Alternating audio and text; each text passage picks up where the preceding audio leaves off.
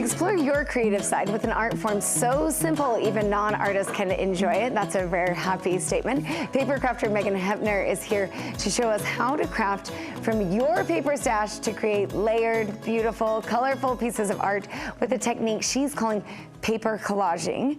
Yes. Is that the only term? Have I heard another term used for this? Some people say paper piecing, which is a similar, they can be used interchangeably.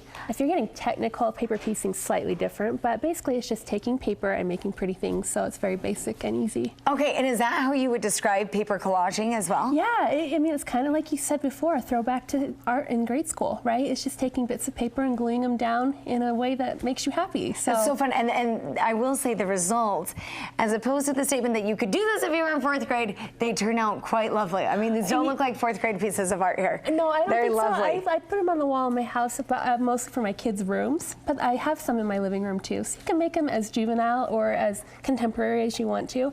And the fun thing about that, mentioning kids, you can do it with your kids. So it's nice that it's got an easier learning curve because it's more of a family affair. That sometimes I'm up late at night alone, you know, it's nice to bring my 4-year-old in and do it together. Yeah, that is such a fun idea. It's hard to find those kind of projects that you can incorporate the children with. Okay, so tell me the different projects you can do with this collaging. So I'll start with this one over here. It's pretty much as basic as it gets as far as piecing paper, and it's just different punched shapes. It's hard to tell because it's tone on tone, which is like yellow on yellow, blue on blue, but the idea is just taking these little punch shapes and then with using a handheld punch, or you can tear. So if you look at some of them, they're just torn pieces of paper. If you don't own punches, no big deal.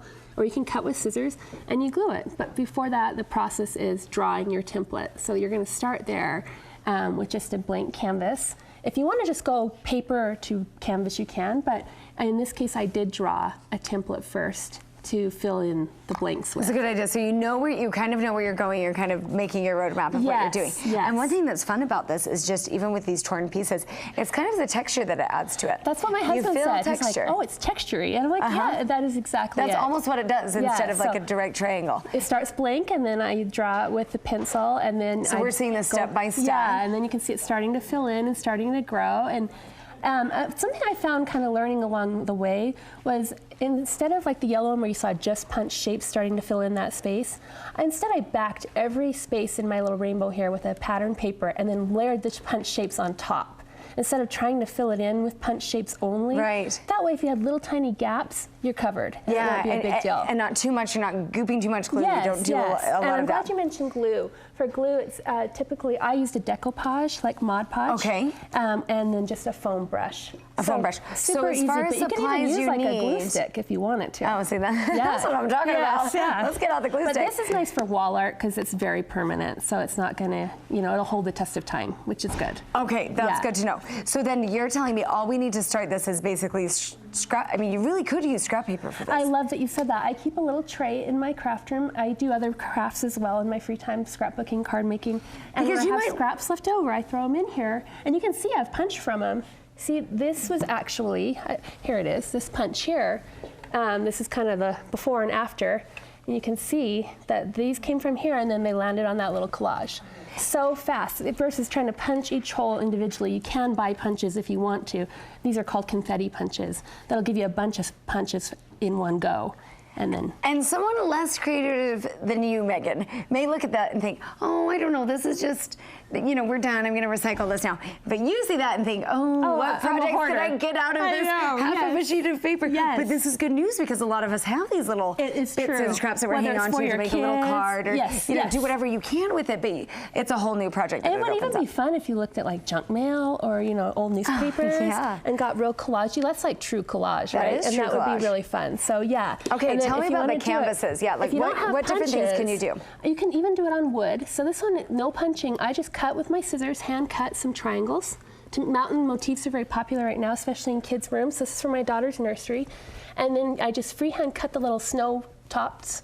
But whimsical. That's the other thing with this. You can go buy pre-made mountain art, but I wanted it in my daughter's nursery colors, so I went to do my own.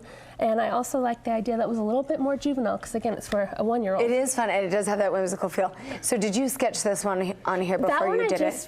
This one you freehanded? Yeah, I just went off You just went nuts. I just took my Watch out, people. Megan's going nuts on the mountains. I same glue, took my scissors, did it to it. That's it. I love And it. then if you want to step it up, if you're more artsy and craftsy, on the last project here, this is, I'll bring it over here so you can see the ingredients. This is the same concept of applying different elements. Instead of punched and torn pieces, you have some spray ink, which is a liquid medium, and then you have some acrylic paint, is the next layer, and then some watercolor, and then just a marker, an alcohol ink marker, and those come together to make a finished product. So if you want to get more artsy or do it by yourself without younger kids, you sure can. And the idea is simply, the underlying idea is making motifs by compiling. And so whether it's compiling different scraps of paper or different artsy mediums, the end result's really textured, like you said, and really fun. So. That's so fun. And you're right, you see a big variety between these projects, just if you're using paint versus if you're using paper and doing the wood. And so if you want be to sketch, creative. Yes, I forgot to mention this. I'm sorry to interrupt you. Yeah. I've just started using my iPad Pro and the pencil. I don't know if people have had these much yet. This is such a cool tool. Isn't this great? Yes, if I you have a see friend it who uses side by this. side, you can see how. So it's a fun way to work in technology, kind of going old school with the craft itself, but the before is a little more high tech. So I'll have all this on my website, it's just meganhoeppner.com, and I'm teaching a class in Lehigh later this month, so if you want information on that, I'll have that there too. Also on your website? Yes. Okay, great. Thanks so much, Megan. Oh, These it's are my darling pleasure. projects. Come craft with me. I would love to. Okay.